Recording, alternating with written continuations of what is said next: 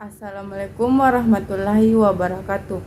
Perkenalkan, nama saya Dwinanda Maharani Mansur, NIM 210902502011. Saya dari kelas A, Prodi Pendidikan Akuntansi. Di sini saya akan membawakan materi mengenai prinsip-prinsip perkembangan. Yang pertama, prinsip-prinsip perkembangan.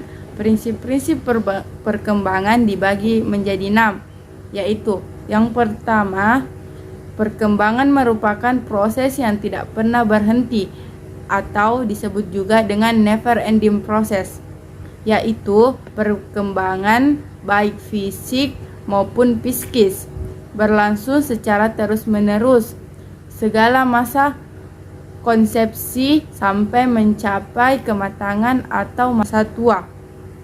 Yang kedua, semua aspek perkembangan saling mengaruh setiap aspek perkembangan individu, baik fisik, intelektual, emosi, sosial, maupun moral spiritual, satu sama lainnya saling memengaruhi. Yang ketiga, perkembangan mengikuti pola atau arah tertentu. Menurut Yelon Weinstein 1977, pola perkembangan itu sebagai berikut. A. Cephalocaudal, yaitu perkembangan itu dimulai dari kepala ke kaki. Artinya, yang matang duluan itu adalah bagian atas, kemudian ke bawah, dan tidak mungkin terbalik. Dan proximadistal, yaitu perkembangan itu bergerak dari tengah, seperti paru-paru, dari jantung ke pinggir tangan. B. Struktur mendahului fungsi, yang berarti bahwa anggota tubuh individu akan berfungsi setelah matang strukturnya, seperti mata dapat melihat setelah otot-ototnya matang. C. Perkembangan itu berdiferensiasi, yang berarti bahwa perkembangan fisik maupun psikis berlangsung dari umum ke khusus atau spesifik. D.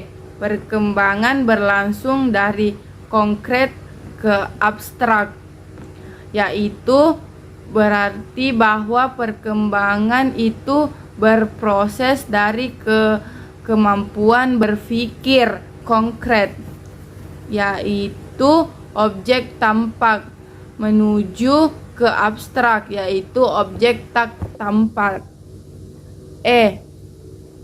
Perkembangan berlangsung dari egosentrisme ke perspektivisme, yang berarti bahwa pada mulanya seorang anak hanya memerhatikan dirinya sebagai pusat, atau hanya mementingkan keinginan, kebutuhan dirinya sendiri. F. Perkembangan berlangsung dari out control ke inner control, yang berarti bahwa pada awalnya anak sangat tergantung kepada pengawasan atau bantuan orang lain dalam memenuhi kebutuhan atau untuk melakukan suatu kegiatan yang terkait dengan kedisiplinan. Pola perkembangan individu ini dapat pula berlangsung dari keadaan atau kondisi yang lemah, seperti masa bayi, kemudian berkembang menjadi kuat, yaitu masa remaja dan dewasa awal, dan selanjutnya kembali lagi ke kondisi lemah, yaitu masa pikun atau usia lanjut. 4. Perkembangan terjadi pada tempo yang berlainan. Perkembangan fisik dan psikis mencapai kematangannya terjadi pada waktu dan tempo yang berbeda, yaitu ada yang cepat dan ada yang lambat. Contohnya, otak mencapai bentuk ukurannya yang sempurna pada umur 6-8 tahun. 5. Setiap fase perkembangan mencapai ciri khas.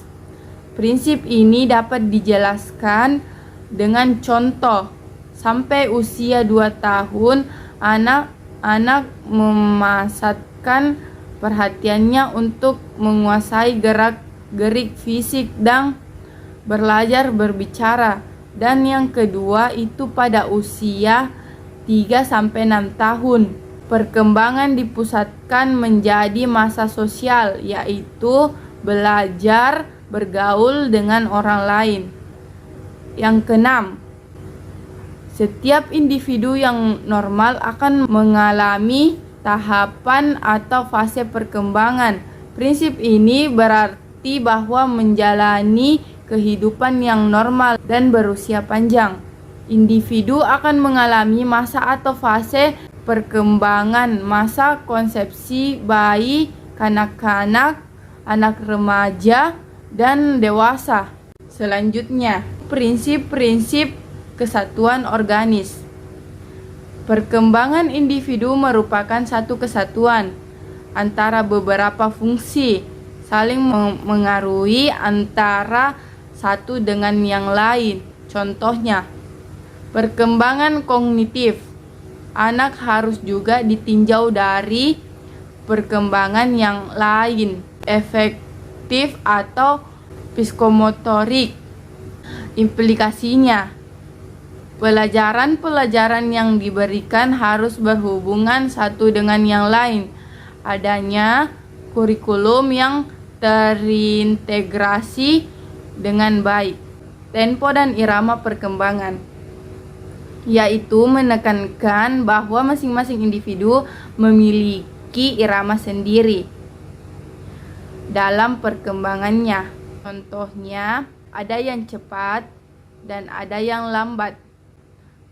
Tiap individu mengikuti pola perkembangan umum, memiliki irama dan tempo yang berbeda, namun masih mengikuti garis perkembangan umum, yaitu proses pendidikan dapat diberikan secara klasik. Penggunaan alat peraga pendidikan bisa dalam rentang waktu yang relatif lama atau tidak selalu ganti. Konvergensi atau integrasi, yaitu antara pembawa lingkungan sama-sama berpengaruh perkembangan individu. Yang pertama, pendidikan harus memberikan bervariasi dengan baik. Yang kedua, pengaruh pendidikan potensial anak. Kematangan. Proses pendidikan harus disesuaikan dengan kematangan peserta didik. Seperti contoh, anak usia 7 bulan baru bisa duduk dan tidak boleh dipaksa berjalan. Jika hal itu terjadi maka akan membahayakan anak. Yang ketujuh, setiap perkembangan terdapat hasrat untuk mempertahankan diri. Adanya hasrat untuk memenuhi kebutuhan makan, minum, dan istirahat. B. Mengembangkan diri. Adanya keinginan untuk bereksplorasi, bergerak, dan bermain. Implikasinya, jalannya proses pembelajaran harus memperhatikan adanya kedua hasrat atau kebutuhan tersebut. 7. Fungsi psikis tidak bertimbul pada secara berturut-turut, tetapi secara bersamaan. Contohnya, keinginan menulis melibatkan fungsi ingatan, pikiran, perasaan, dan gerak bersamaan. Implikasinya, proses pendidikan hendaknya memperhatikan keterlibatan beberapa fungsi dalam kegiatan pembelajaran. Perkembangan mengikuti proses diferensi dan integrasi. Dengan bertambahnya umur, perkembangan individu akan semakin maju juga, sehingga terjadi suatu proses diferensiasi dan integrasi. Contohnya, bayi memiliki gerak yang tidak teratur. Dengan bertambahnya umur, gerak dapat dipisahkan, yaitu gerak tangan saja, atau koordinasi gerakan, yaitu tangan dan kaki secara bersamaan. Implikasinya, proses pembelajaran harus memperhatikan tingkat kemampuan dalam tahap perkembangan. Pertumbuhan dan perkembangan membutuhkan suatu asuhan atau bimbingan yang dilakukan dengan sadar. Implikasinya, para pendidik harus menyadari secara baik bahwa apa yang diberikan kepada peserta didik itu baik dan sesuai dengan tahap perkembangan yang sudah direncanakan secara terencana.